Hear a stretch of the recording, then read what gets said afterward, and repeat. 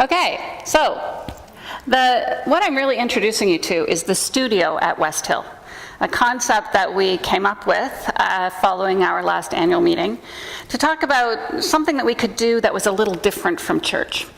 And so what I'm going to take you through is the whole background to why we believe that that's an essential element of what our work going forward is, and why we think also, you're just too tall, Randy, why we think also that it's a significant piece of work that we at West Hill are specifically gifted to be able to do at this time. So the process, to let you know what the process was, okay, now we're not going to work. Nice. There. Oh, it's just slow. Okay, I got to get a feel for this.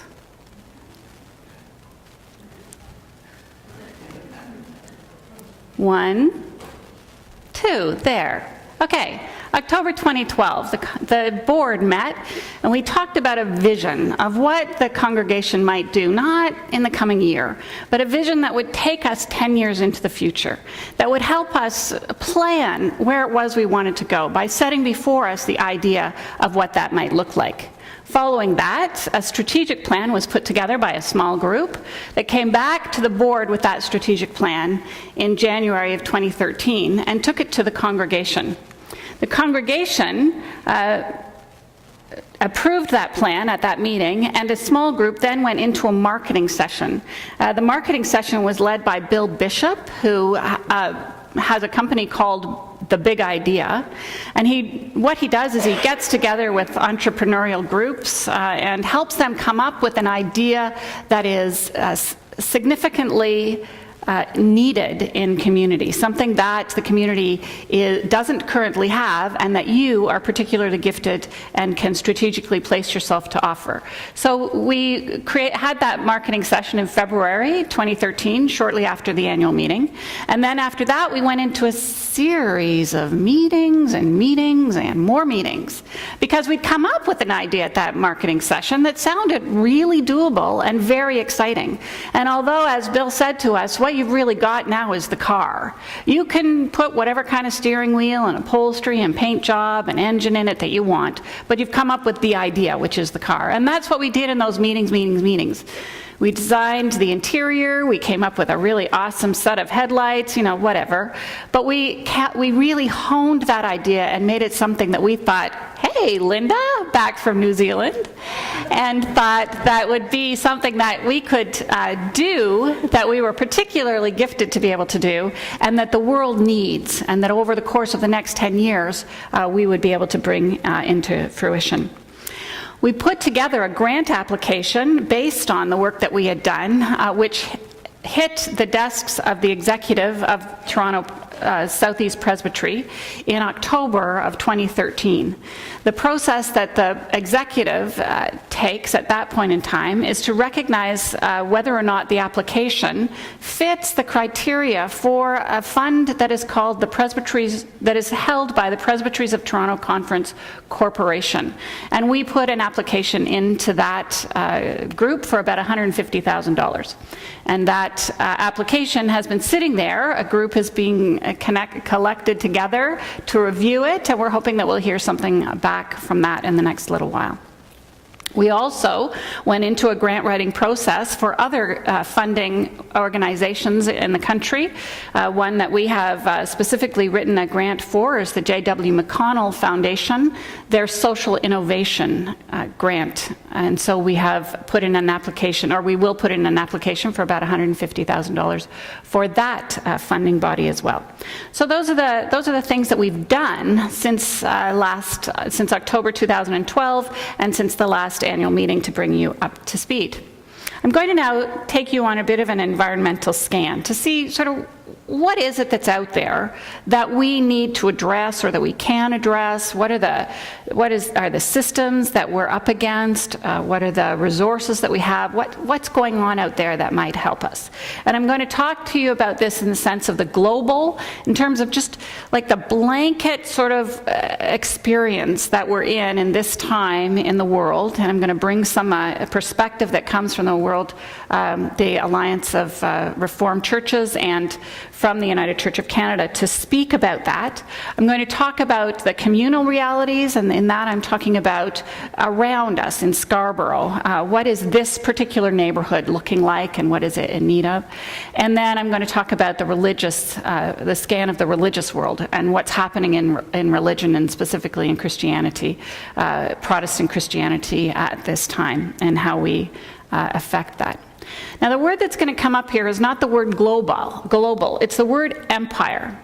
Empire is a concept that has been used, particularly within churches and religions, to talk about that challenge that currently exists between those of us who want to create a world in which all people have rights and access to wellness, and those systems that seem to be at play to do other things. A definition of empire that comes from the World Alliance of Reformed Churches. Empire is the convergence of economic, political, cultural, geographic, and military imperial interests, systems, and networks that seek to dominate political power and economic wealth. It's not like, a bad guy went out and did something nasty. It's that systems have evolved through choices that have been made by governments, by corporations, by individuals, by leaders, that lead to this kind of situation. It typically forces and facilitates the flow of wealth and power from vulnerable persons, communities, and countries to the more powerful. Now, many in the Christian organizations look to the systems that were in place at the time of Jesus' life to validate their understanding of empire, to recognize that much of what our liberal interpretations of Jesus' work and those things he's purported to have said, that those were about Jesus coming into conflict with the systems of empire that were in existence at the time. And John Dominic Crossan does a phenomenal job of looking at the system of empire, the Roman Empire, and how those that were in the early Christian movements, some of them saw their role as undermining that empire or speaking directly against it. I don't believe that we need to go back to biblical scripture, to go back to those stories in order to assess whether or not our work against empire is important. The United Church of Canada, in its work that This continues the World Alliance of Reformed Churches. Empire today crosses all boundaries, strips and reconstructs identities, subverts cultures, subordinates nation-states, and either marginalizes or co-opts religious communities. So empire, again, it's not an individual and it's not a one-on-one.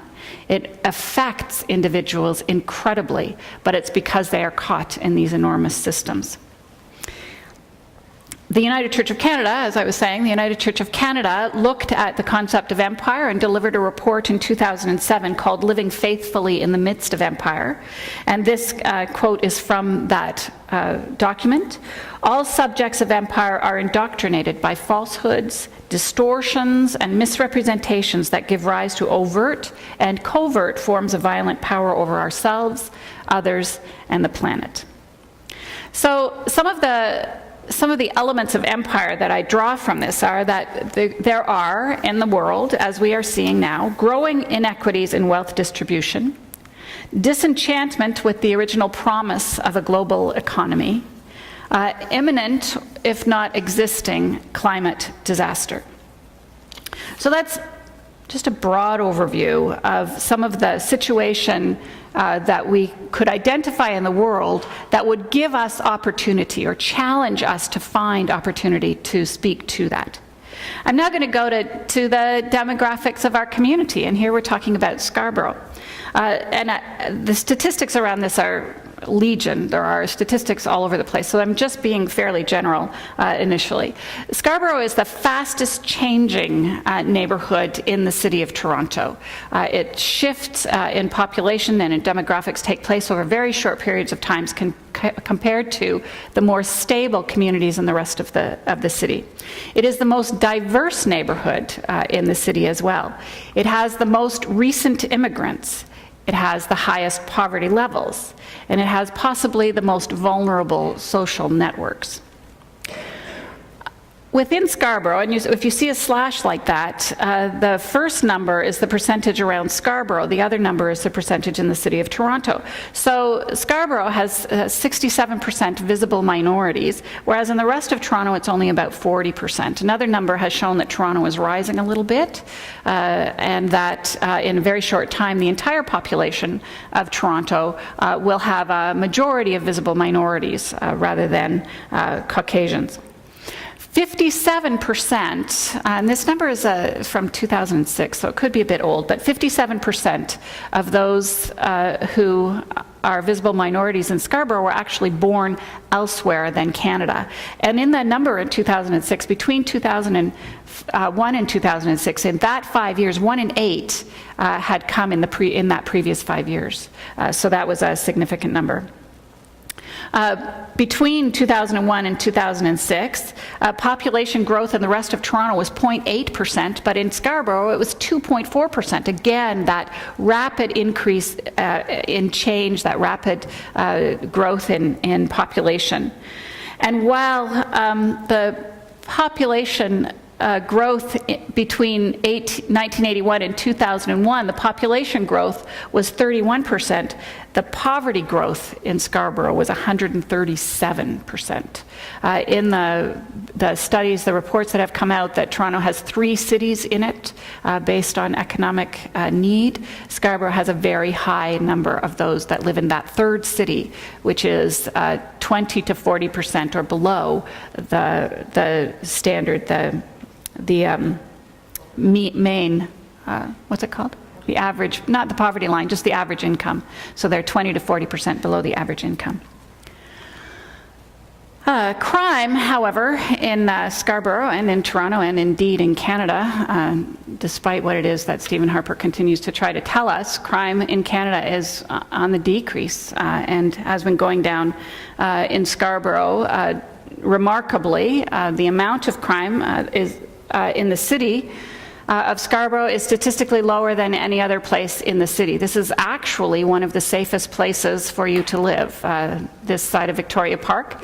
Norm Kelly did some studies a few years ago, you may remember. He was offended by the way that Scarborough continued to be recognized and treated on the news and in the media, and he hired a couple of University of Toronto students to look into some of the things about Scarborough to find out really what was going on.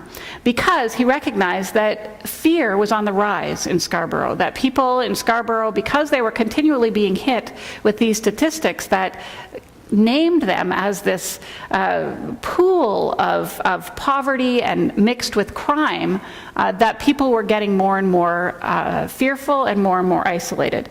One of the things that they found was that Scarborough had 20% of the city's police, despite the fact that it had 24% of the city's population. But also, that 24% of the city's population, so it had a lower crime rate than the rest of the city. Now, they speculated about whether or not that meant that because we had a lower crime rate, we had a lower number of police. 20% of the police to 24% of the population, and a 20% crime rate compared to 24% of the population. So they were saying, maybe it's just because we don't have as much crime as we have police. But I'm wondering if it's the number of police that dictates the amount of crime. So I'm figuring maybe we shouldn't have any more police in Scarborough, because who knows, the crime rate could go up. So that's just my little idea. In terms of libraries, though, one of the things that they found, and I find this very interesting, is that we have fewer libraries than anywhere else in the city, but we have more books than any of those libraries. And indeed, we have more books borrowed than anywhere else in the city. Scarborough has the highest number of library users than any other part in the city, and that's really a phenomenal thing. Since you think of a library as a community hub, it's where people interact, where they learn, where they connect with one another. It's a very, very important part of a community. So Norm Kelly's response at that time was, hey, we don't have everything, but we're pretty good, and we're a safe place to live. So that's our community. I'm now going to go to look at the religious scan. And this is a bit interesting, but probably not surprising. The pie chart on your left is 2001. On the right is 2011. The blue section is Christian. That's the percentage of Christians in the country. The green, or the red, is the percentage of other religions in the country. And the green is the percentage of people who identify as nones. They have no religion. Like it says religion, none. Those are the people who identify as nones. So between 2001 and 2011, the number of Christians has dropped significantly. But a more important part of that pie for us to know is that Catholics and Orthodox Christians have grown. So they've become a bigger part of the pie, while Protestant and other Christians have dropped. So that is consistent with what Reginald Bibby says religious growth is dependent upon, and that's immigration. Also, the red slice, which you see, has also grown between 2001 and 2011. It has grown primarily because of the growth in the Islam population within Canada. So Catholics, Orthodox Christians, Muslim, all high immigration populations have altered this chart. But the decline of liberal Protestant congregations and the decline of evangelical congregations have all led to a shrinking of the number of Christians in the country over that time period. Oops, went a little too fast. Okay, a 20-year affiliation trend. We've got some visuals here that in the back row, that's the number of Christians that you can see in 1991. We're close to 80%. 2001 down to 77. 2011 down to 60-something. The other religions are in the front in that little blue thing. So over the course of that 20 years, they've gone from fewer than 10% to above 10%. And the reds, these are the nones, again, N-O-N-E-S, are the fastest growing group in Canadian demographics. So that's an important thing. And here is those who come to some kind of a church or some kind of a religious institution in the course of a week. You'll see that those who came weekly diminished from 1985 to 2005, going from almost 30% down to about 20%. Those that were infrequent went from just below 50%, dipped down, and then went back up again. But those who never went continued to go up. Again, that's the fastest growing change in Canadian demographics in religion. So now we're at West Hill.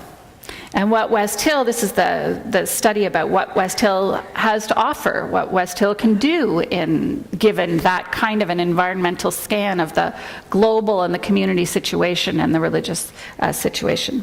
This is our mission statement that we created a few years ago. Moved by a reverence for life, to pursue justice for all, we inspire one another to seek truth, live fully, care deeply, and make a difference. Church at West Hill, we are an intentional, non-exclusive, values-based congregation that stimulates its members to develop and sustain right relationship, provides outreach to the local neighborhood, and is stable, more or less, in financial and volunteer human resources. And if the rest of you who have not got your packages and your commitments back to Kelly did that this week, we would be considerably more stable in financial and volunteer human resources. So at West Hill, we are experts at transitioning a liberal Christian congregation to a values-based congregation, providing inspirational, non-exclusive Sunday gatherings, and developing resources for a values-based congregation. So you can see we've got a lot going for us, and we had to sort of check that out, take an inventory of what the gifts and resources we had were. Church at West Hill is a resource to individuals, a catalyst for civic engagement, and an inspiration toward healthy congregations and communities, both in Scarborough and across Canada. So at West Hill, we do all those things. We actually inspire people to come to understand the world around them, to learn about empire, even if we don't use those words, to learn about injustices and inequities, and to strive to do something about that. We strengthen individuals here so that they go out and they work as volunteers in any number of civic organizations. They lead that conversation in their families and amongst their groups at the curling club and other places to talk about how the world looks right now and how we might change it and make it something better. So we do all of that at West Hill for people who like church. And that's one of the major pieces that we found we needed to address. We do that for people who like to come together on a Sunday morning, to stand up, sit down, pass the plate, engage in traditional ways of doing church. But we recognized that we had an opportunity to do something more. So I'm just going to review this, the effects of empire. That all subjects of empire are indoctrinated by falsehoods, distortions, misrepresentations that give rise to overt and covert forms of violent power over ourselves, others, and the planet. We're able to resist that, to speak truth to power, to speak truth amongst our friends and families as we have come to know it, when we are healthy people. When people are strong and confident, when they have what they need, they can actually be about that work. And we're a significant part of helping to support and strengthen healthy individuals. Healthy people are able to engage in the pursuit of truth, personal, communal, political, and economic. Oops, I forgot, yeah. And that leads to right relationship with self, others, and the planet. Healthy people do that. We help create healthy people. They're the most able to do that in healthy communities. And healthy communities have safe, clean physical environments. They recognize the need for equity and social justice. They develop strong, mutually supportive relationships. A large number of participants residents take part in decision making, and there are strong spiritual and cultural heritage recognized, sometimes by smaller groups within or the larger group altogether. They have a diverse and robust economy. There are broad opportunities for learning and development, access to health services, and adequate access to food, water, shelter, work, safety, and recreation. Broadly, that's what a healthy community is. And healthy communities create healthy people. There's an international movement, an international task force that was working on a program of developing the ideals for healthy cities, healthy communities. And out of that, two leading things were recognized as needed. There needs to be a comprehensive view of health and a commitment to health promotion. So in that comprehensive view of health, we're not talking about whether or not I have a cold. We're talking about whether the community exists in a stable situation of peace, whether there is adequate shelter, and by adequate I mean adequate to the environment, to the elements, to the climate at that particular place and what the individuals need, that there is education accessible for children and for adults that need retraining, that is made available to them, that there is adequate and often local sources for food, that there are a variety of forms of income made available to the people in those communities, and that those who are unable to find work or unable to work, that there are social systems in place that can support them and enable them. That there are stable ecosystems and sustainable resources, that social justice is a norm, and when inequities become apparent, that the system works to eliminate that inequity. Those are healthy communities. That's a healthy and comprehensive understanding of health. Health promotion means building health policy, creating supportive environments, and strengthening community action. And that's where we live. We're in the strengthening community action. We can help develop personal skills that are necessary to address health and community issues, and these are their points, not ours, but we fit them. reorienting services from individual and treatment-centered to community-centered and focused on the promotion of healthy communities. So we have this global experience of a growing sense of empire with all of the different elements that come down from that can be negative, right straight down to the individual. We have here in this place a healthy community that helps to create and nurture and support healthy individuals that can then go beyond this place to work at creating healthy communities around them. Critical number of healthy people are needed in a healthy community.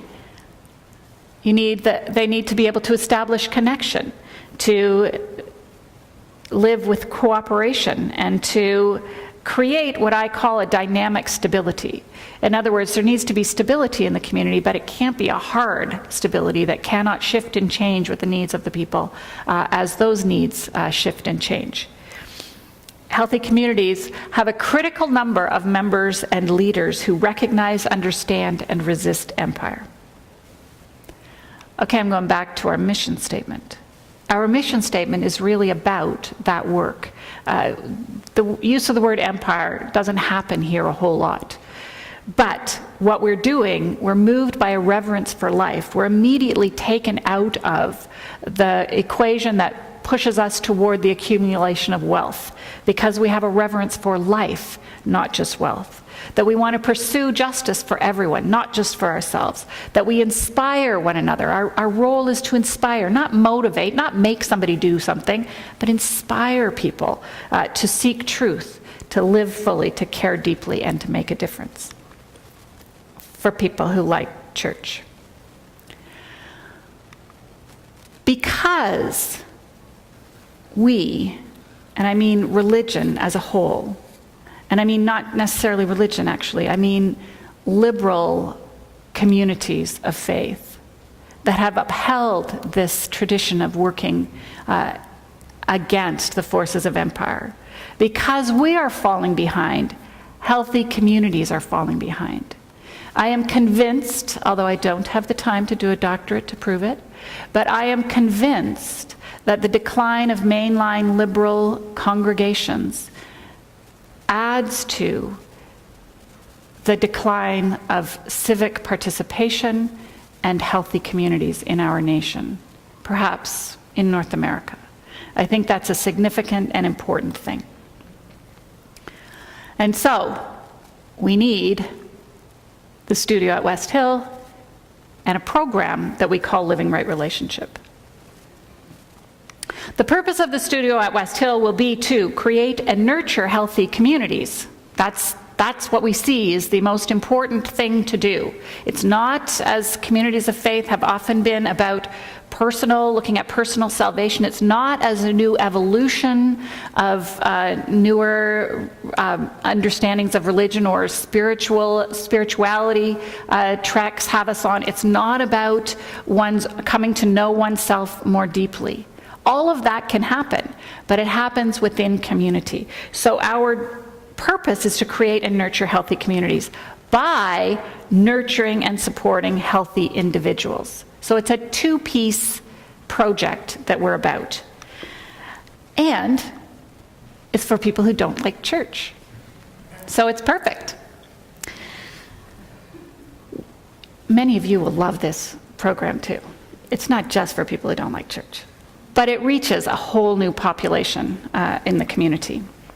The critical number of healthy people, remember, connection, cooperation, a dynamic stability, and a critical number of members and leaders who recognize, understand, and resist empire are important for healthy communities. So the people that we make, that we are able to support, are able to engage in the pursuit of truth, personal, communal, political, economic, and probably half a dozen others, which lead to right relationship with self, others, and the planet.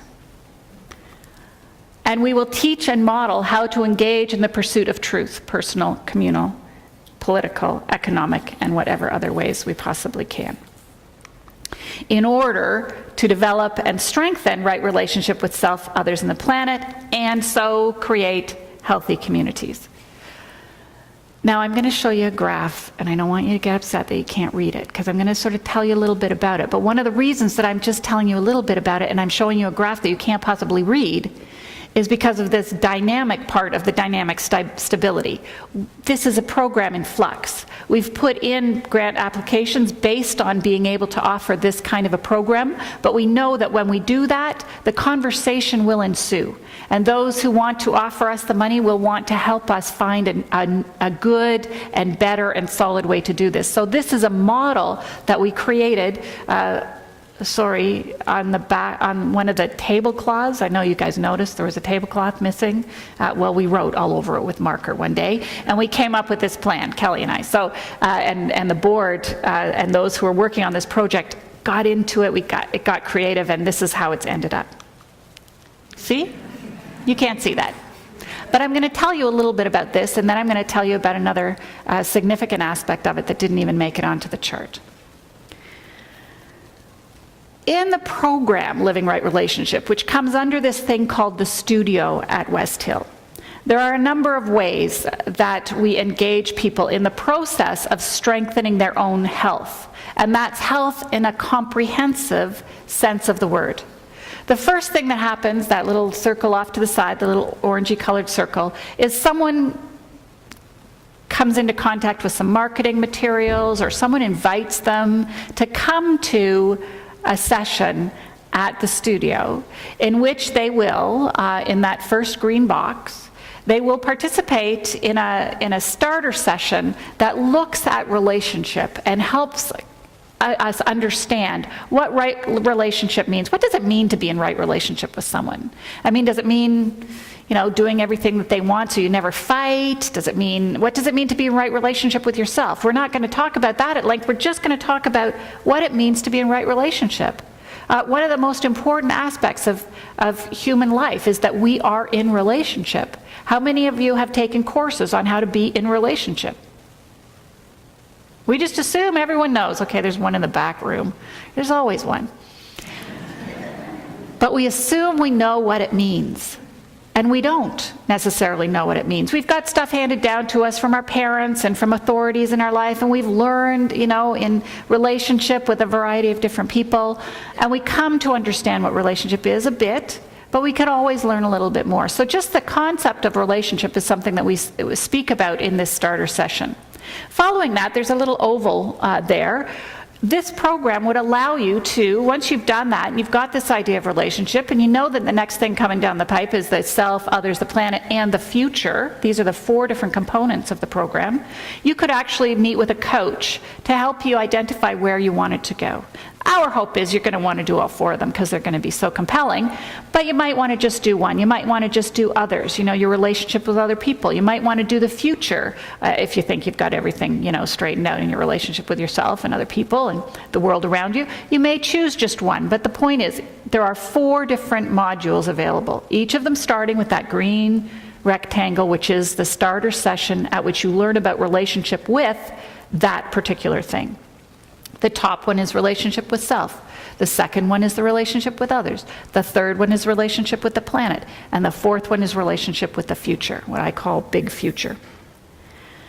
Now, all those little hexagons, what are all those little hexagons?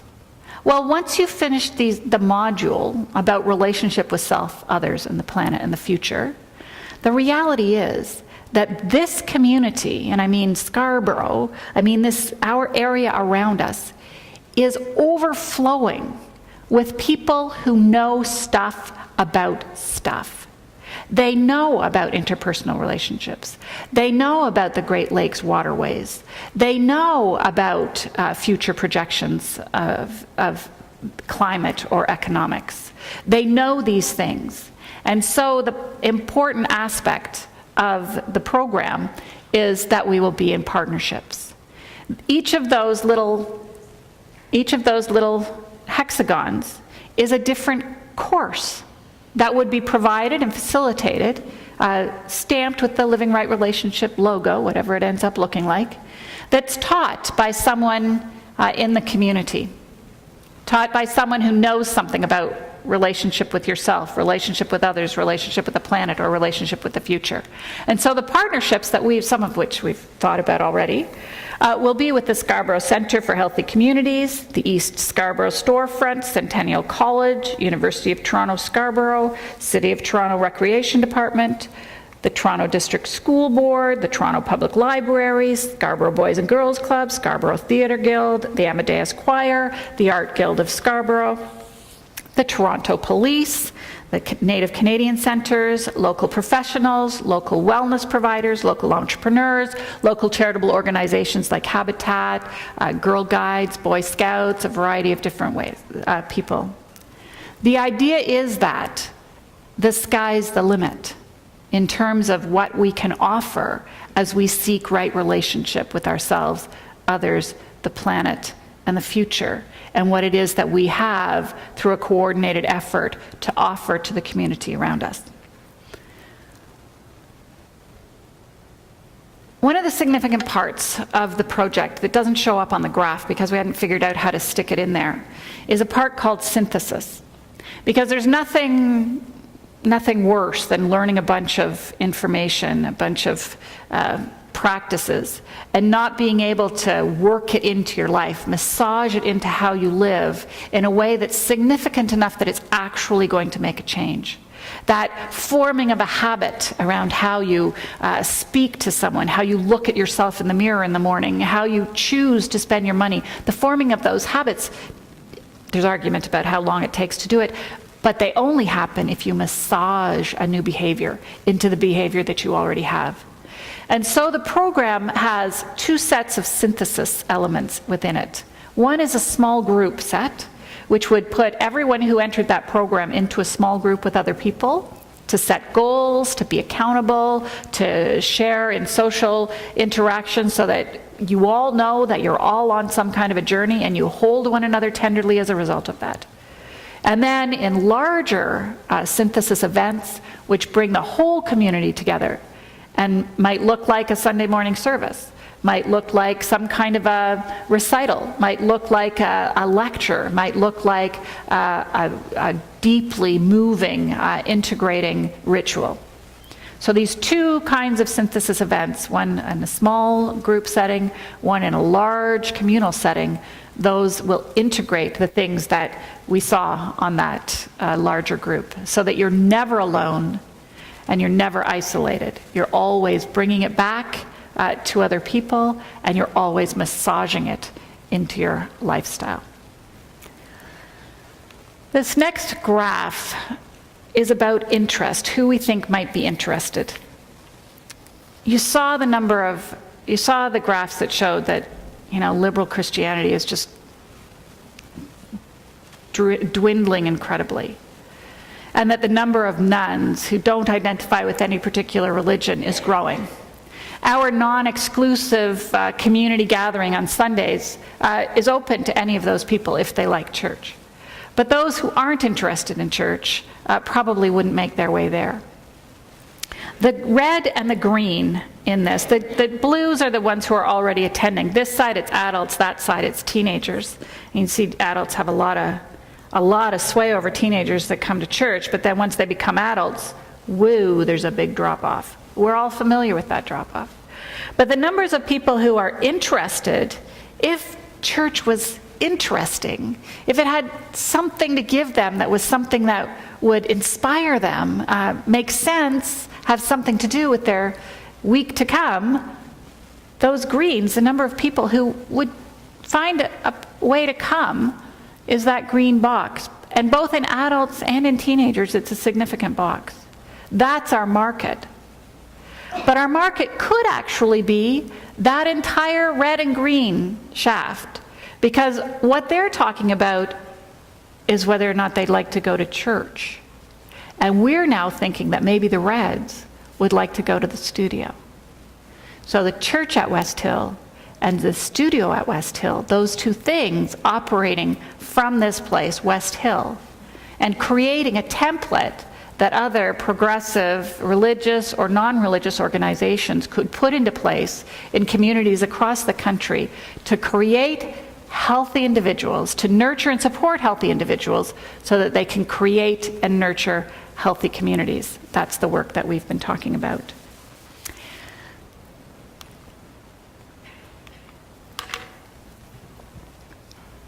I leave you with that, recognizing that there is a lot to talk about, and noting that the background, it seemed to be more about the background than it was about the project. But I think that's the way it needs to be at this point in time.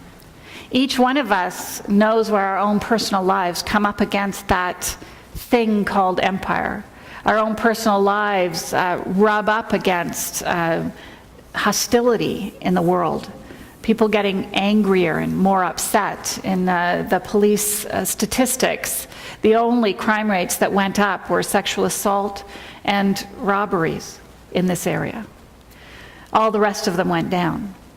But as our communities continue to fragment, continue to isolate individuals, as empire continues to isolate individuals, the responsibility to do something about it becomes more and more evident, and stronger a responsibility that we need to meet. I believe we're ready. The board believes we're ready. The team that did those meetings believes we're ready. And when we get to our annual meeting on February 4th, hopefully we will have heard something from one of the granting bodies, and we'll be able to make some decisions going forward. Following the service, the board members, Randy and Ken, who are a significant part of the project, Dana, who else was a big part of the project here? Kevin, yes. We'll all be around to talk to you about some of the ideas. Laura, you were part of that conversation. Talk to you about those ideas that have come up, what it might look like. You probably have some questions. I'm hoping you're excited. And I hope that in lieu of the personal inspiration that I seek to stimulate in each of you each week, my hope is that there's a communal inspiration that I have passed to you in lieu of that today.